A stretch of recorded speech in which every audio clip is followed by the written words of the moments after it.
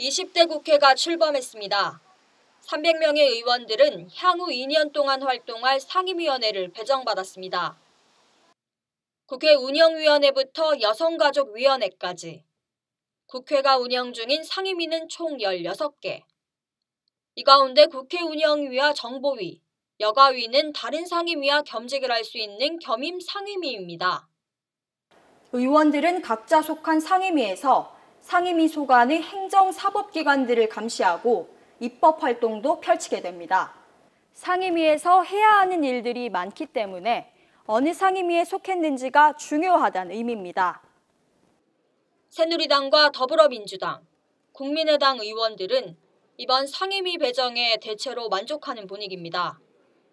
반면 강하게 문제 제기를 하고 나선 이들이 있습니다.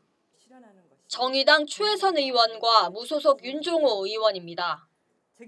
20년 동안 언론운동에 힘써온 추혜선 의원은 외교부와 통일부를 소관하는 외통위에, 노동계 추천 단일 후보로 당선된 윤종호 의원은 한국방송공사와 방송통신위원회 등을 소관하는 미방위에 배정됐습니다. 두 의원에겐 공통점이 하나 있습니다. 교섭단체 소속이 아니라는 점입니다. 전문성과 상관없는 상임위 배정의 원인은 교섭단체만이 가진 권한, 원내 교섭권에 있습니다. 교섭. 이 단어의 사전적 의미는 어떤 일을 이루기 위해 서로 의논하고 절충한다는 뜻입니다. 원내 교섭권은 국회 안에서 서로 의논하고 절충하는 권리라는 의미인 건데요. 국회의원은 1인 입법기관이지만 원내 교섭권은 국회법상 의원 개인에게 부여되지 않습니다. 국회법 33조 1항이 20명 이상 소속 의원을 가진 정당만을 교섭단체로 인정하기 때문입니다. 교섭단체에 속하지 않는 의원 20명이 모여 교섭단체를 구성할 수도 있습니다. 하지만 정치적 이해관계를 고려하면 현실적으로는 무척 어려운 얘기입니다. 20대 국회에선 의석수가 20개를 넘는 3개의 정당, 더민주와 새누리당, 국민의당이 교섭단체입니다. 소속 의원이 6명인 정의당과 무소속 의원들은 모두 비교섭단체로 분류됩니다. 교섭단체만이 가질 수 있는 교섭권은 생각보다 힘이 더 셉니다.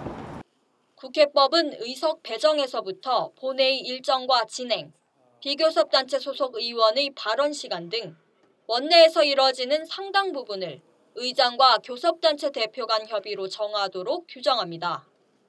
정의당의 한 관계자는 사전 공지된 본회의 일정조차 교섭단체에 의해 변경되는 일이 많다고 말했습니다. 논란 중인 상임위 배정은 법률상 정해진 교섭권은 아닙니다. 하지만 관행적으로 국회의장 선출, 상임위원회 위원장 배분 등 국회 원구성에 관한 내용들은 교섭단체들이 협의로 정합니다. 상임위별 위원들의 정원 역시 교섭단체 대표단이 참여하는 위원 정수 조정특위에서 조율한 뒤 본회의에서 표결을 통해 확정합니다. 비교섭단체 소속 의원들의 의견이 논의 과정에 포함될 수 없는 상황인 겁니다. 상황이 이렇다 보니 비교섭단체 소속 의원들 간 상임위 배정은 말 그대로 박이 터집니다. 노동 전문가로 미방위에 배정된 무소속 윤종호 의원 역시 답답함을 호소합니다.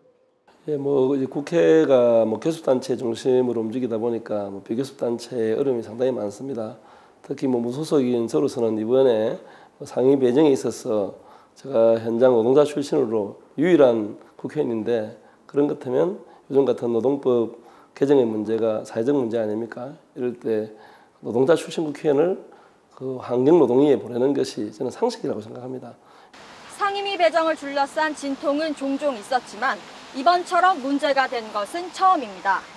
하지만 거대 정당들이 교섭권을 무기 삼아 법률에도 명시되지 않은 상임위 배정까지 좌지우지한다면 지금과 같은 혼란은 언제든 반복될 수 있습니다. 국회의원 300명 모두 똑같은 국민의 대표입니다. 국민TV 뉴스 도혜민입니다.